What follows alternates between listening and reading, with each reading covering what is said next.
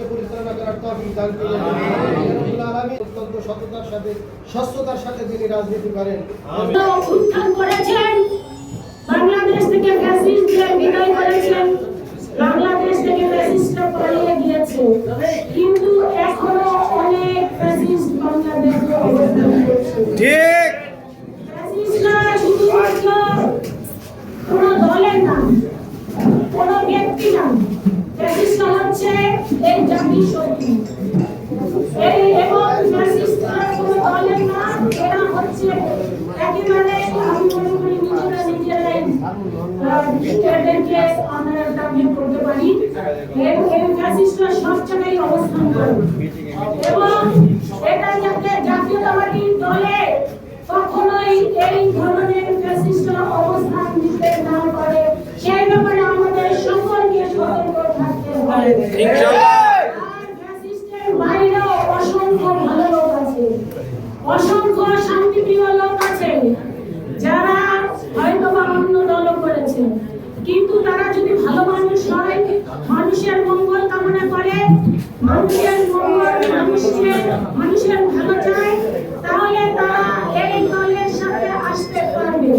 তবে বিগত দিনে আমার এক ভাই বলেছে, বিগত 17 বছর জাতীয়তাবাদী দলের যে সমস্ত নেতা কর্মীরা জীবন দিয়েছে, আন্দোলন করেছে, সংগ্রাম করেছে, তারা থাকবে সবার আগে। হেলেনা পর ভয় নাই, রাজপথ ছাড়ি নাই, হেলেনা পায়ে গিয়ে চলো, আমরা আছি তোমার সাথে। প্রিয় ভাইরা, আপনারা জানেন একটা বিখ্যাত উক্তি আছে, বেঈমানরা কখনো অনুতপ্ত হয় না, বেঈমানরা কখনো অনুতপ্ত হয় না, স্বার্থপররা কখনোই কৃতজ্ঞতার স্বীকার করে না। বইটা বসে ভিডিও করুন কি হবে? স্বার্থবাদী যারা, তারা কখনো কারো আপন হয় না। আপনারা এই 3 শ্রেণীর লোক থেকে সবসময় সাবধান থাকবেন। এবং এখানে আলোচনায় এসছে করাতকলের নেতৃবৃন্দ অনেক দাবি দেওয়া করেছে, আমি দায়িত্বহীনভাবে তাদেরকে বলতে চাই, আপনারা আগামী দিনে জাতীয়তাবাদী দলের মনোনয়ন প্রার্থী অর্থাৎ ধানের শীষের প্রতীক, অর্থাৎ যে কারণে জাতীয়তাবাদী দল কিন্তু 17 বছর আন্দোলন ও সংগ্রাম করেছে বাংলাদেশে একটি অবাধ সুষ্ঠু নিরপেক্ষ নির্বাচনের জন্য। আগামী আমরা জানি এই নির্বাচন কমিশন একটি রোডম্যাপ ঘোষণা করেছে এবং রোডম্যাপটি ঘোষণার সাথে সাথেই নানা রকমের ষড়যন্ত্র চক্রান্ত শুরু হয়ে গিয়েছে।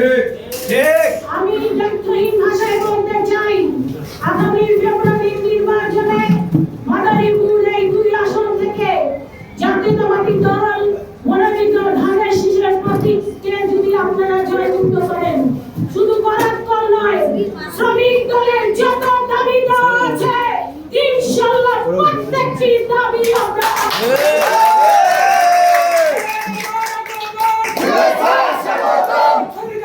বলেছে।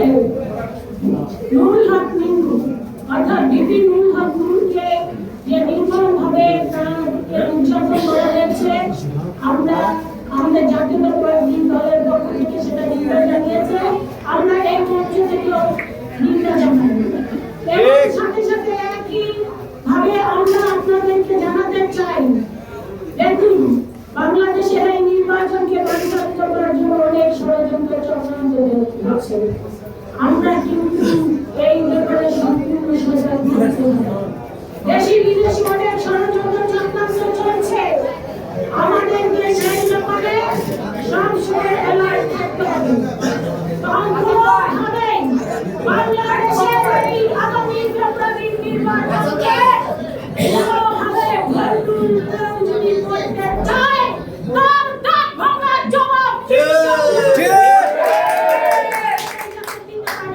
সেই ব্যাপারে আমাদের জাতীয়তাবাদী দল